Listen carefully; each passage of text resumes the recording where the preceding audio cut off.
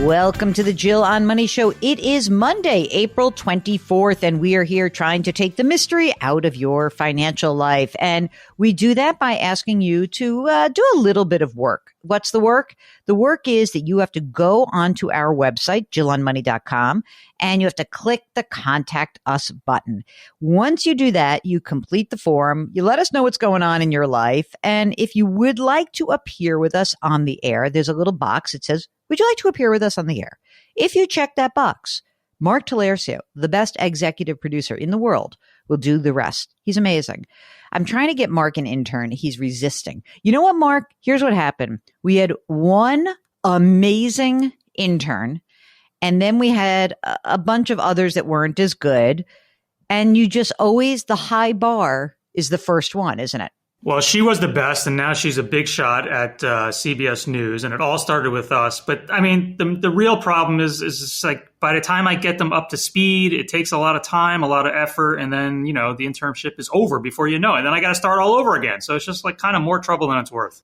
Oh, brother, you're not paying. Oh, well, I mean, I guess having one fantastic intern who did rise up, who's actually my boss in some respects, that when I do something that ends up in the first half an hour of CBS Mornings, she's the one who actually oversees it. She's a big shot, is right. So we're happy that she got her start. I am going to be looking for somebody.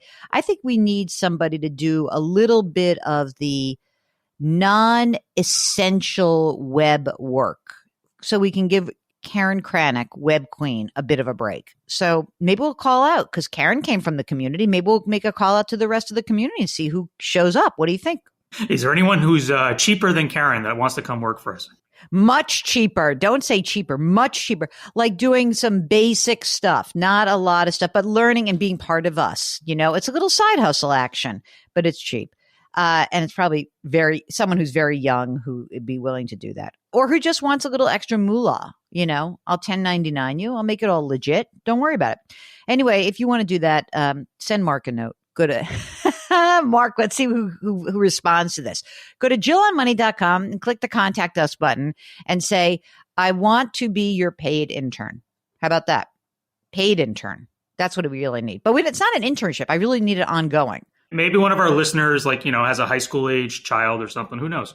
Maybe one of our listeners can goof off at work and put in a few hours with us and get some extra moolah. What do you think of that? Like Sean? Like Sean, perhaps. Let's go to Sean. He's been waiting patiently. Sean is on the line from Washington, D.C. Hi, Sean. How are you? Good morning. How are you? Sean, can you do a little extra web work for us or not? You know what? I can do whatever you'd like. I'm happy to do whatever you want and do it on the cheap as well. All right. Here's the theater of the mind. Sean is with us and he has his camera on. And so we get to see him. He's a very nice looking guy. He's got the little sort of tight beard and mustache. And he is a big fan of football. And he's wearing his, I don't want to give too much away. I don't want to give away your identity and just say that you're wearing your favorite quarterback's shirt. And, when that's it, that's what I can tell everybody. He seems very nice. If you guys want to put your camera on when you talk to us, that's up to you. I did give Sean a little Jill camera work because I had been on the show this morning, so I wasn't embarrassed. So Sean, welcome. What's going on? So I'm in a situation now where my finances are in pretty good shape. Unfortunately, my mother passed away about a month ago. Oh. And the end was fairly sudden, and she left us a significant amount of money. And it's probably enough money at this point for me to have financial stability up until the point of retirement or for the next number of years, or at least give me the comfort level to kind of get through. I just want to make sure that I am making the right moves and doing the right things. I'm comfortable handling all of my own finances right now, but the amount of money that's coming in and the paperwork I'm looking at right now, I'm not comfortable with, and I'm not really sure where to go with this. And the brokerage firm she was with kind of barked at us when we said that we wanted to leave and handle this ourselves. And the amount of paperwork I've gotten so far, I've looked through it and I'm not really sure where to go next. Is the best move to go with a certified financial planner? I've had people tell me to go to an estate attorney. I've had people tell me to go to an accountant first. I'm not sure really where to start. And I'm looking through the documents. And even though these are simply documents that say just sign here, they seem more complicated than they should be. And I'm not comfortable doing this all by myself. Okay. calm down. You have help right now. First of all, Mark, this is the other separate business that I want to start. Well, Sean, I'm not kidding you. I said this to Mark a few weeks ago before he went away. I said, I am in the middle of settling 2 estates concurrently, one for my mother-in-law and one for my dear friend. And it's like the amount of paperwork and inquiries that is generated, it's daunting. So I absolutely understand how you could feel like, I'm not a moron, but why is this so hard? Because I don't know why it's so hard. It is really hard. So let's talk a little bit about, first of all, how old are you? I'm 45. Okay. And do you have a partner, kids, anything like family going on? I am single. The only thing I have is a 4-year-old dachshund. Oh, I like dachshunds. I never used to, but I think they're awfully cute. I've been falling in love with one in the park recently. So also, by the way, not to be single for much longer now that we know that he has been the benefactor of great amount of money. So do you have siblings? I do, just one. Okay. And are you both managing this process together, or is this like, okay, the estate's been settled and now like where are you in this process? We're doing our best to handle this together, and we have a good enough relationship. I think on this issue, he's comfortable kind of pushing forward. I would like to, from my perspective, just have a little bit. I want to have somebody holding my hand for at least through the portion of getting through the transfer of these benefits. So from that perspective, we're kind of splitting off. Let's talk a little bit about what your mom left you. So give us a rundown. So she left us, her estate was about combined $2 million. So it needs to be split evenly between the two of us. Half of it is split into a transfer, what looks like into a transfer of death, I guess, holding.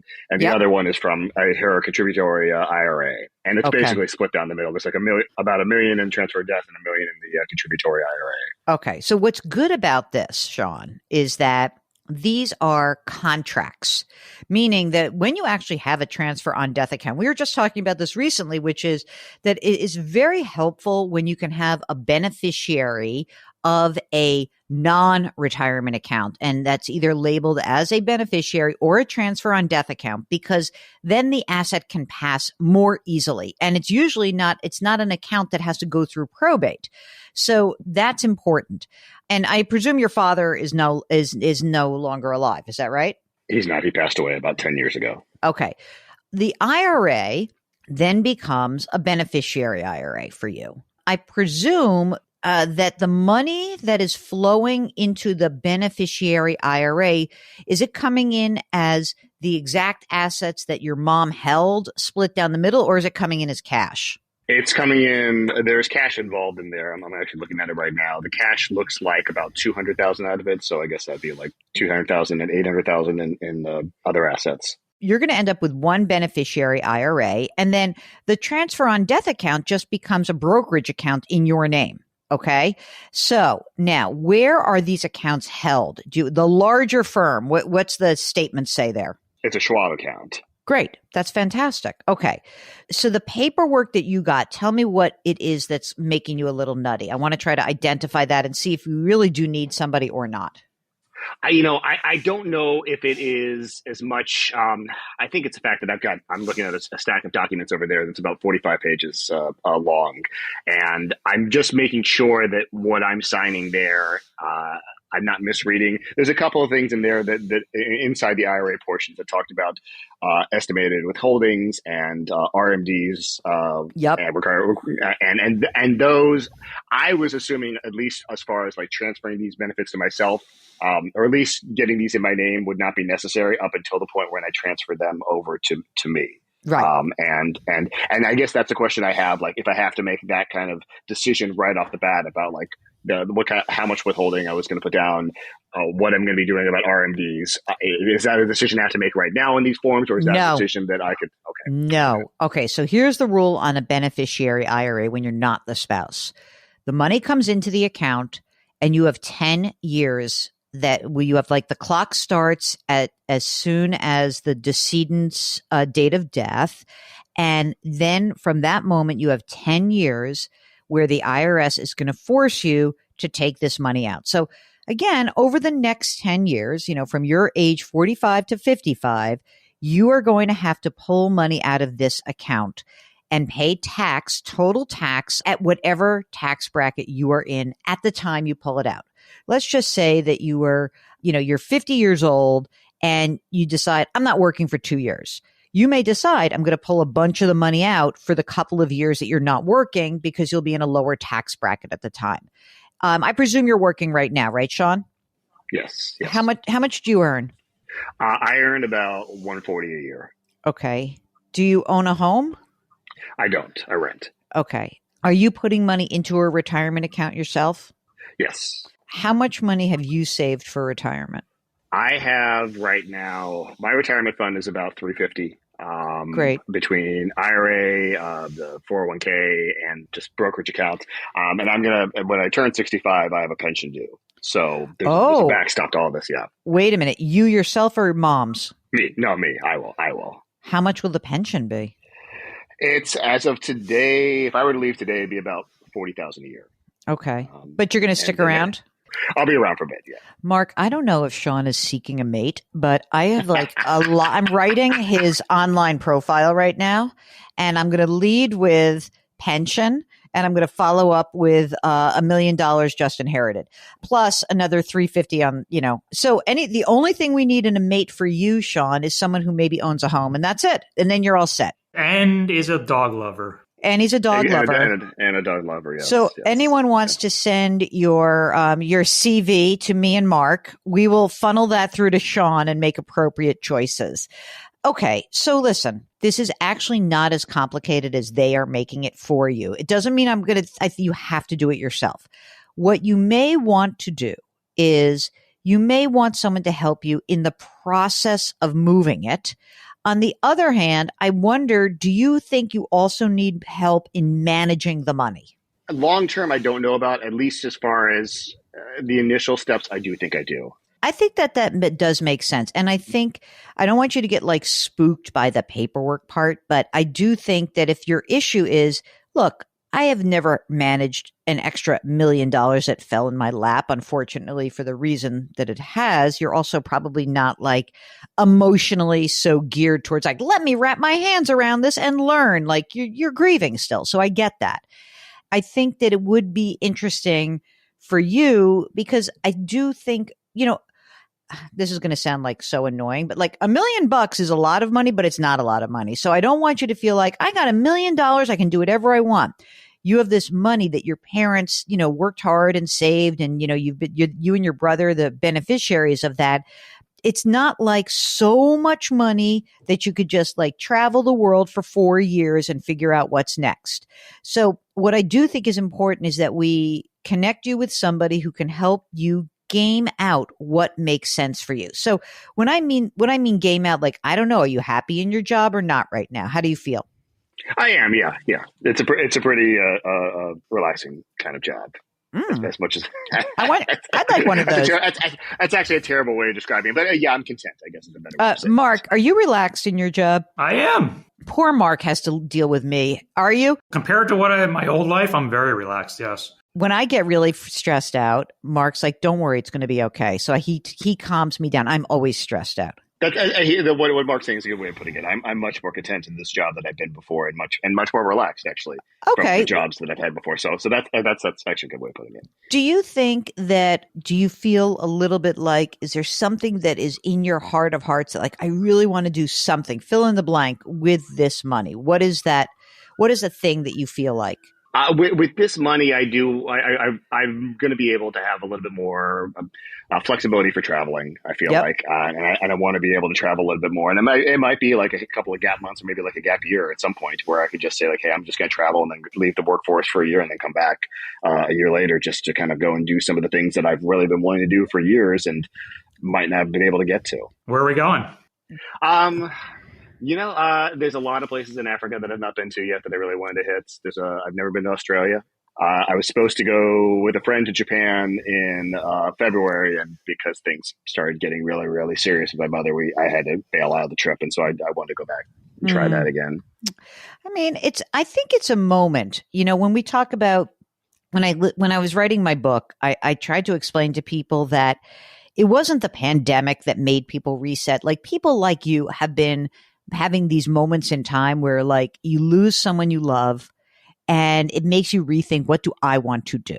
And you now have some flexibility in that. And I think that's a beautiful thing. So what I do think is having a certified financial planner. You might want to pay someone by the hour. Maybe you want to hire someone to manage the money, at least in the first few years. I think that can make a ton of sense for you. You may decide that later you might be like, you know what? I'm going to do it myself, because you may be able to do it yourself. None of this is really rocket science. The management of money is not that hard. It is, it's like task oriented. It is administrative sometimes. It's kind of a pain in the ass sometimes, but I have no doubt that you could do it, but I understand why in this moment you might want a real comprehensive financial plan to give you an idea like, hey, if you keep on doing what you're doing for the next 10 years and we look ahead and we look at your pension and you don't spend all this money on travel in one fell swoop, then yeah, you're great. Or you don't blow all of the money you have on a house, like that there are somebody who can help you create various different avenues forward that you might choose to take or not choose. Because you might say, hey, you know what? I don't want to buy a house if it means that I have to soak up all of the money in that transfer on death account. You may not. This is a case where I do think having a plan is a really helpful way to begin the process. So here's what I think. I think that we're going to hook you up with a couple of different people to talk to. You can do it a lower cost version of this. You can do a very high touch version of this that's more expensive. It's going to be worth it, whatever you do, because it's going to just give you some guidelines. I think that's important for you. And then in terms of the actual estate stuff, did your mom have an attorney who drafted her documents? She did. Yes. And is that person managing the distribution and the probate and all of that? Yes. I'm trying to think of the most politically correct way to say this. We've had issues. We haven't had a lot of assistance on that.